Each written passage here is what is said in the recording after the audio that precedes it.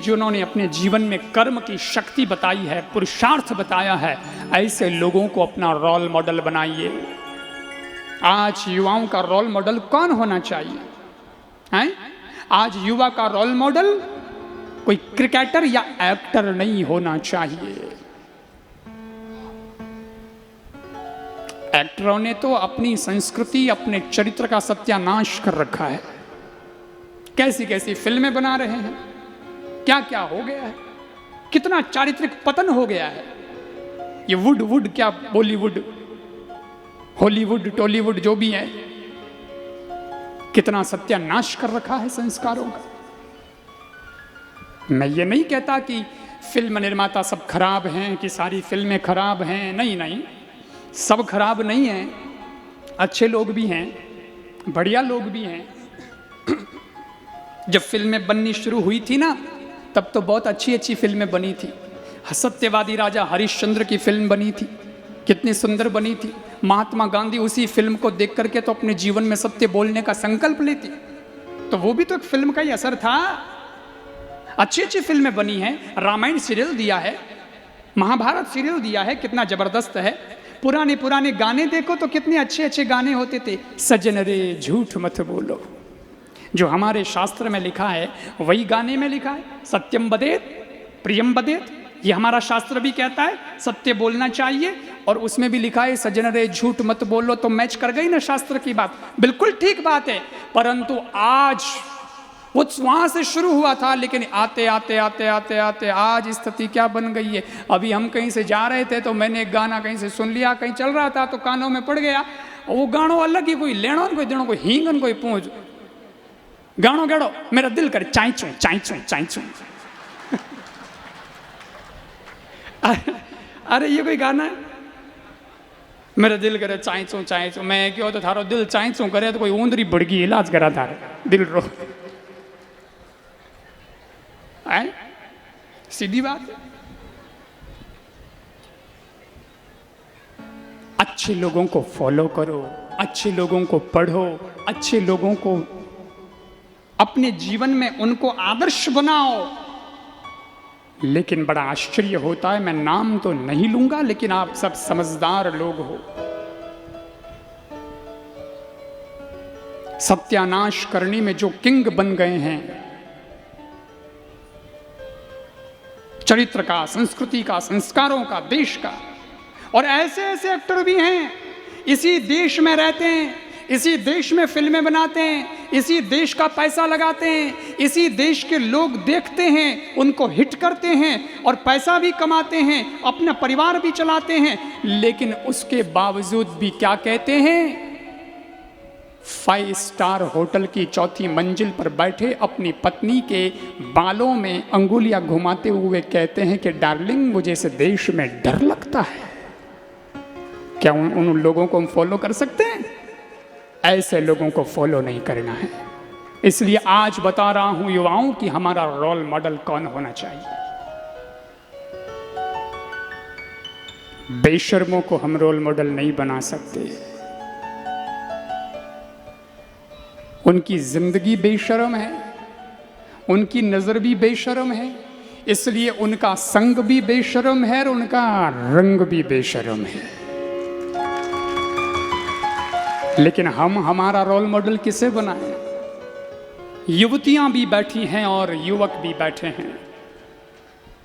मैं आप युवतियों से भी निवेदन करता हूं, मैं जब संस्कारों की बात करता हूं तो बहुत बात करता हूं संस्कारों के बारे में, लेकिन मैं आज आपको सिर्फ इतना सा निवेदन करके और मेरी बात को पूरी करूंगा कि पहला निवेदन तो माताओं से है कि वो अपने बच्चों को अच्छे संस्कार दें, देशभक्तों की कहानियां उनसे पढ़वाएं, उन्हें सुनाएं, और इधर उधर के रोल मॉडल से अच्छा है आज आप जिस आज़ाद देश में रह रहे हो वो आज़ादी आपको कैसे मिली, किससे मिली, उनको पढ़िएगा, विचार करिएगा। आज आप स्वतंत्रता से घूम सकती हैं, आप मन पड़े वैसा पढ़ सकते हैं, आप नौकरी कर सकती हैं, कंपनी खोल सकती हैं, इस देश में आबो हवाओं का उपयोग आराम से कर सकती हैं। लेकिन पता है क्यों कर सकती हैं? क्योंकि साहब किसी झांसी की रानी लक्ष्मीबाई ने अपने मुंह में घोड़ की लगाम पकड़ करके अपने बेटे को, अपनी नन्ही सी जान को, कलेजे के टुकड़े को पीठ पे बांध करके दोनों हाथों में तलवार लेकर के अंग्रेजों के सर काटे थे, तब जाकर के हम इस देश में इतने आजाद हुए।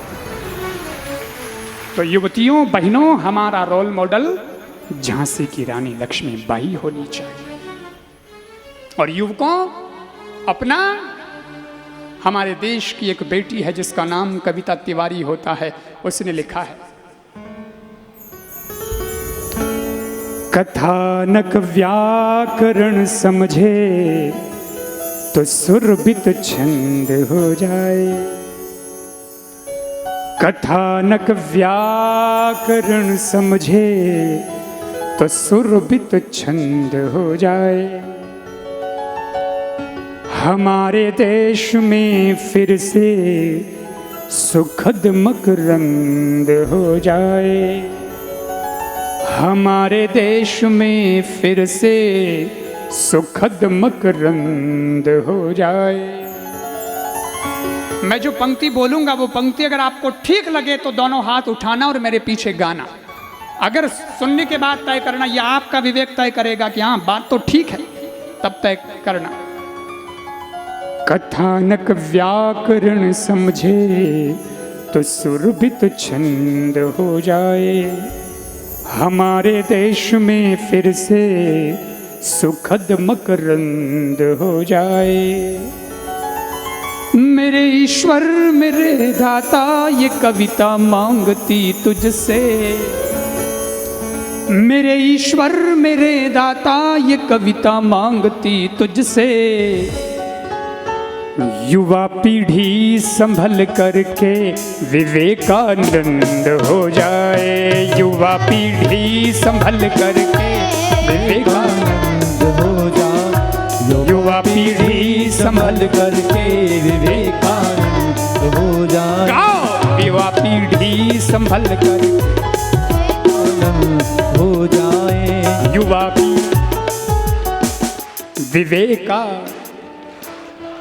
विवेकानंद हो जाए। विवेकानंद।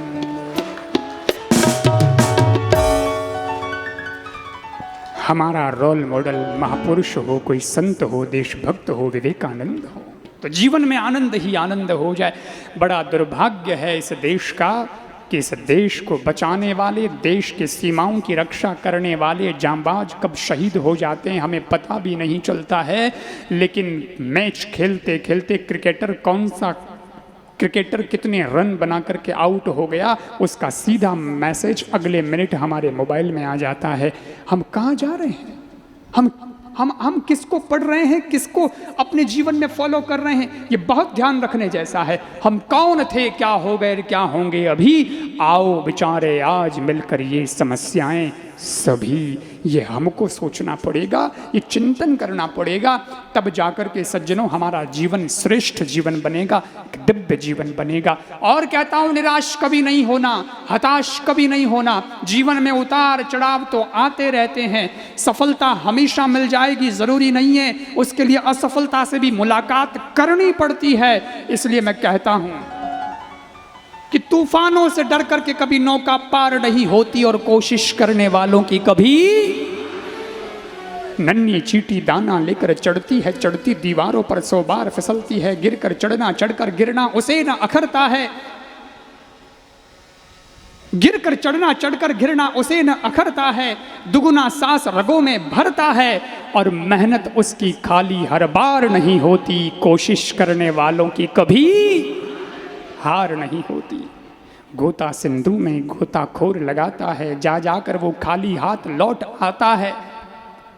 मिलते न मोती गहरे पानी, मिलते न मोती यूं ही गहरे पानी में, बढ़ता दुगना उत्साह उसी हैरानी में, और मुट्ठी उसकी खाली हर बार नहीं होती। कोशिश करने वालों की कभी असफलता एक चुनौती है, स्वीकार करो। कहाँ कमी रह गई देखो और सुधार करो। जब तक सफल ना हो जाओ, नींद चैन को त्यागो तुम, संघर्ष के मैदान को न छोड़कर भागो तुम, क्योंकि कुछ किए बिना ही जय जयकार नहीं होती और कोशिश करने वालों की कभी हार नहीं होती। तो परिस्थितियां जैसी भी हो, प्रतिकूल परिस्थितियां हो, लेकिन उसके बाद भी सदा आगे बढ़ते रहना है। ये कथा आपको ताकत देती है। ये कथा के लोग कहते हैं सत्संग से क्या होता है, इतना लाखों रुपया खर्च करने से इसमें क्या मिलेगा। अरे भैया बताऊं क्या मिलेगा, और कुछ मिले या ना मिले, लेकिन एक बात तो तय है कि जो कथा सुनेगा, सत्संग से जुड़ेगा, संतों से जुड़ेगा, भगवान से जुड़ेगा, उसे विपरीत परिस्थितियों में कभी आत्महत्या करने का विचार नहीं आएगा। वो डट करके खड़ा रहेगा। ये मजबूती कथा देती है। यह है सत्संग की ताकत। तो बढ़िया जीवन, श्रेष्ठ जीवन जी। बेटियों से भी कहता हूं, आप भी अपने जीवन को श्रेष्ठ जीवन बनाना सीखो। और श्रेष्ठ जीवन बनाने का मतलब है कि अपने घर में जो बड़े बुजुर्ग हैं उनको अपना आदर्श बनाओ ना। अरे जो बेटा अपने बाप को आदर्श न बना सका, उसके हाथों का रंग बदल गया है। मेहनत करते करते करते करते करते उसके पैरों की स्थिति देखो, उसका खुद का चेहरा देखो, उसने कितना कुछ तुम्हारे लिए कुर्बान किया है। हम दूसरी जगह इधर उधर लोगों को आदर्श बनाते ढूंढ फिरते रहते हैं। मैं कहता हूं आपके आदर्श आपके माता और आपके पिता होने चाहिए कि उन्होंने कैसा जीवन जिया है। अगर बहनों को कहता हूं, अगर कुछ भी अपने समझ में नहीं आवे ना कि मैं क्या करूं क्या ना करूं, अपन ऐसी भ्रम की स्थिति में आकर के खड़े हो जाएं कि अपने को कुछ निर्णय लेने में नहीं आ रहा है, तो शास्त्र निर्देश करता है, माता पिता गुरु प्रभु के बानी बिन ही विचार करिए शुभ जानी। माता पिता गुरु और प्रभु की बात को मान लीजिए, बिना दिमाग लगाए मान लीजिए। आपकी कभी हानि नहीं हो सकती, आपका कभी नुकसान नहीं हो सकता। जब हम खुद हमारा निर्णय लेने में असमर्थ हैं तो उनसे निर्णय लो, उनकी बात मानो। हो सकता है माता पिता पढ़ाई में बुरी स्थिति में हो, कमाई में वो हमसे बुरी स्थिति में हो, स्वास्थ्य में वो हमसे बुरी स्थिति में हो, लेकिन याद रखना माता पिता की नीयत अपने बच्चे बच्चियों के लिए कभी बुरी नहीं हो सकती है। इसलिए आंख बंद करके उनका कहना मान लेना। क्या गड़बड़ी की थी श्रद्धा ने, क्या गलती की थी श्रद्धा ने? यही गलती की थी कि माँ ने बहुत समझाया था लेकिन फिर भी वो मानी नहीं थी। उसने माँ का कहना नहीं माना था, तो 35 टुकड़ों में बट गई, कट गई। इसलिए बहन बेटियों को निवेदन करता हूँ कि अपने घर में अपने संस्कारों का सिंचन करिए, अपने बड़े बुजुर्गों का आदर करिए। 35 टुकड़ों में बटने की नौबत कभी नहीं आएगी। और कहता हूं, ये जो उम्र है, इस उम्र में एक और परेशानी, एक बीमारी सी लग जाती है। वो क्या है कि घरवाले माता पिता आदि कहते हैं तो हमें वो बुरे लगते हैं। अपने को लगता है जो दूसरा कोई कह रहा है, मेरा मित्र कह रहा है, बाहर से कोई आकर के हमें कह रहा है तो वो तो सही लगता है, और माता पिता कह रहे हैं वो गलत लगते हैं। बोले तुम गलत हो मैं सही हूं, तुम गलत हो मैं सही हूं, तुम गलत हो मैं सही हूं। लेकिन जब आदमी ठोकर खाता है और 30-35 साल की उम्र आ जाती है, वो कहीं का नहीं रह पाता है। उस दिन पता चलता है कि मैं गलत था और माँ बाप सही थे। लेकिन तब तक समय हाथ से निकल चुका होता है। माँ बाप के निर्णय पर, गुरु के निर्णय पर आपको कोई डाउट है क्या? मुझे देखो, मैं आज यहां हूं, जैसा भी हूं अच्छा, मुझे संतुष्टि है, मैं जैसा भी हूं, जहां भी हूं मैं ठीक हूं। और ये निर्णय किसके हैं? मेरे गुरु के निर्णय हैं। मेरे गुरु ने मुझे बनाया। मैं तो बहुत छोटा सा था, कुछ नहीं आता था मुझे तो, लेकिन बस यही कृपा रही कि मेरी बुद्धि ठीक रही, मैं औरों की तरह भटका नहीं। इसलिए आज उनके निर्णय से मैं यहां हूं और जहां हूं वहाँ जितने भी आप मुझे सुनते हो, मुझे मानते हो, मुझसे प्रेम करते हो, आपको गौरव होता है कि हमारे गुरुजी जहाँ हैं वह ठीक हैं। बस यही बात मैं आपसे कहना चाहता हूँ। आप भी गुरु और माँ बाप की मानना, जहाँ भी जाओगे दुनिया एक दिन आप पर गौरव करेगी कि तुम जहाँ हो वह ठीक हो। और अंतिम बात कहता हूँ युवाओं को कि 3 प्रकार की कमाई होती है। एक होती है पाप कमाई, उसके आगे क्रॉस लगा दो, उस पर कभी जाना नहीं। फिर बच गई 2, एक बाप कमाई और तीसरी आप कमाई। तो मैं तो कहता हूँ भैया पाप कमाई करना नहीं और बाप कमाई पे भी क्रॉस लगा दो। हाँ, अगर सफल होना चाहते हो, पैरों पे खड़ा होना चाहते हो, तो बाप कमाई पे भी भरोसा मत करो। बाप ने कमाया, बाप ने बंगला बनाया और हम घमंड करें तो उसमें घमंड करने जैसा क्या है यार। तो बोले बेटे ऐसे हो जाएं कि वो खुद बंगला बनाए और बाप बेटों पे घमंड करे। ये मेरे बेटों ने सफलता प्राप्त की। इसलिए आप कमाई पर भरोसा करो। संस्कार पुराने होने चाहिए लेकिन ताकत नहीं होनी चाहिए। संस्कार पिता के लो, संस्कार माँ से लो, संस्कार दादा से लो, दादी से लो, पूर्वजों से लो, महापुरुषों से लो, लेकिन मेहनत जो करनी है वो हम करें, किसी पर डिपेंड नहीं हो जाए। इसलिए कहता हूँ 12वीं की परीक्षा जब आपकी हो जाए कॉलेज स्कूल की, उसके बाद कॉलेज में आ जाते हो तो 12वीं तक माँ बाप से फीस ले लिया करो, पैसे ले लो, लेकिन कॉलेज की फीस अपने दम पर भरने का इरादा बनाओ कि मैं खुद मेहनत करूंगा और मेरी पढ़ाई का खर्चा स्वयं निकालूंगा।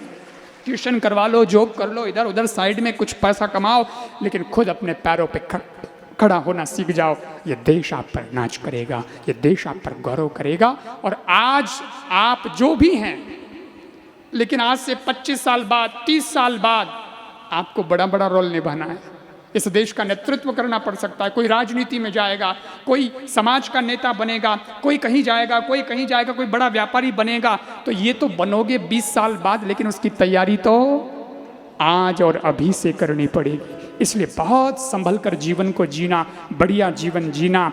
युवा गुटखे का पान का पीक थूकता हुआ, दीवारों को गंदा करता हुआ, गंदे फिल्मी गाने गाता हुआ युवा नहीं होना चाहिए, बल्कि युवा तो अपनी वाणी के माध्यम से लोगों के दिलों में जगह बनाने वाला और देशभक्ति के तराने गाने वाला युवा होना चाहिए।